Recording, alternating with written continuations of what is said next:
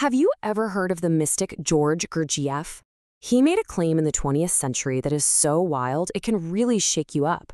He said that almost everyone you know, and yep, probably you too, is completely asleep, just living life like a machine and you don't even know it. I mean, really think about it for a second. The same drive to work, the same small talk, the same angry reaction to the news. 100 years ago, Gurdjieff saw this exact thing. Today, we've got a word for it, right? NPCs, non-player characters, people who just seem to be running on a script. He saw this as our greatest tragedy. So this really sets up the fundamental battle, doesn't it? On one side, you have the machine. It's a life built on borrowed opinions and reactions you don't even choose. But on the other side, there's the potential for a real human life, one with actual consciousness, where you make genuine choices and you're truly present. To get how deep this goes, Gurdjieff used the idea of a prison. But it's an invisible one, a prison where we are both the inmate and, crazily enough, the guard. You know, it's kind of like the movie The Truman Show. Truman was living a life he thought was totally real, never realizing the walls were just out of sight and that he was, in a way, helping to keep himself trapped inside.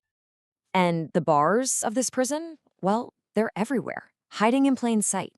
You've got social media algorithms that are literally designed to keep us angry and distracted. Education systems that often reward just fitting in. A consumer culture that screams happiness is just one more purchase away. And media that keeps us constantly on edge. From the time we're kids, we're being conditioned to stay asleep. But here is the real twist. That whole external prison, it only works because of the locks we have on the inside. It's our own unconscious habits, the emotional scripts we play out on a loop, and what Gurdjieff called the many, many conflicting eyes that live inside us. You know how it is. One eye wants to wake up early and crush the day. Another eye hits the snooze button 5 times. So who's really in charge here? And that brings us to one of Gurdjieff's most critical points. You cannot even begin to wake up. You can't even dream of escaping until you finally admit, with brutal honesty, that you are not free. You have to see the prison before you'll ever want to leave it. Okay, so if we're stuck in this prison, how do we get out? This is where we shift from just talking about the problem to looking at the solution. See, Gurdjieff didn't just diagnose the sleeping sickness. He developed a whole set of practical, powerful tools he called the work. The absolute foundation of the work is something called self-observation. Now, this is not about criticizing yourself at all. It's about becoming a neutral scientist of your own inner world. You just watch. You watch your thoughts, your feelings, your reactions as they pop up, but without getting swept away by them. You're basically observing the machine while it's running. And that builds to the next incredible tool, self-remembering. The difference here is crucial. This is not thinking about yourself. It is the direct, powerful feeling of your own presence. It's like this conscious flash that just stops time, and you realize, I am here, now. That is your first true act of rebellion against the autopilot. You know what? Let's try it. Right now. Just for a second. Pause what you're doing. Feel the weight of your body wherever you are sitting or standing. Notice your breathing, just as it is. See your thoughts, like they're just clouds passing by, separate from you. And now, in this exact moment, realize, I am here.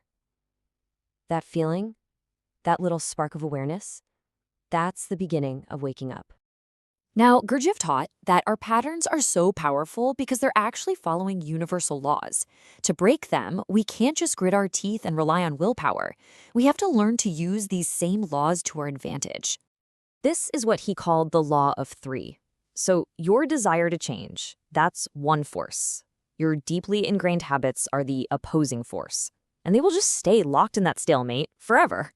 Willpower isn't enough. You have to introduce a third force, a conscious shock, a deliberate intervention in the moment that completely breaks the deadlock. He also talked about the law of 7.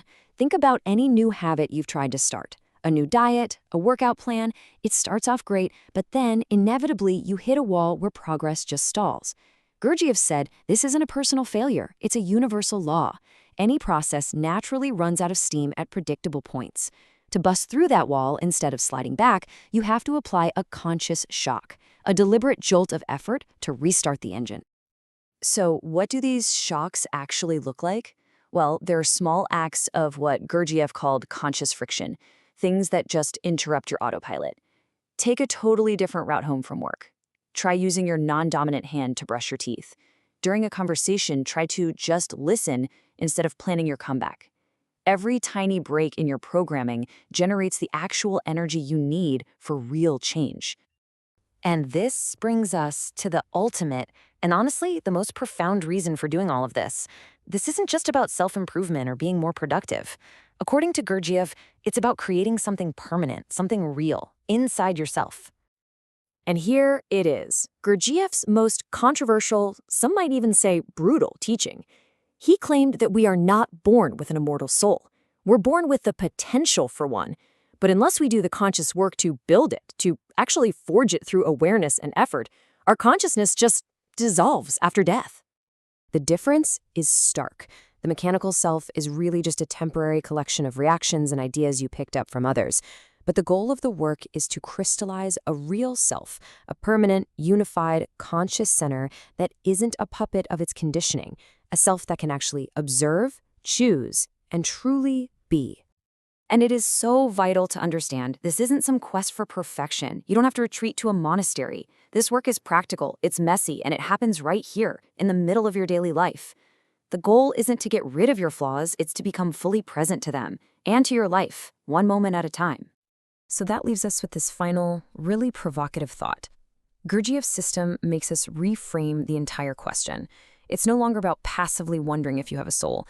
It's an active challenge. The question is, are you willing to do the work required to build one?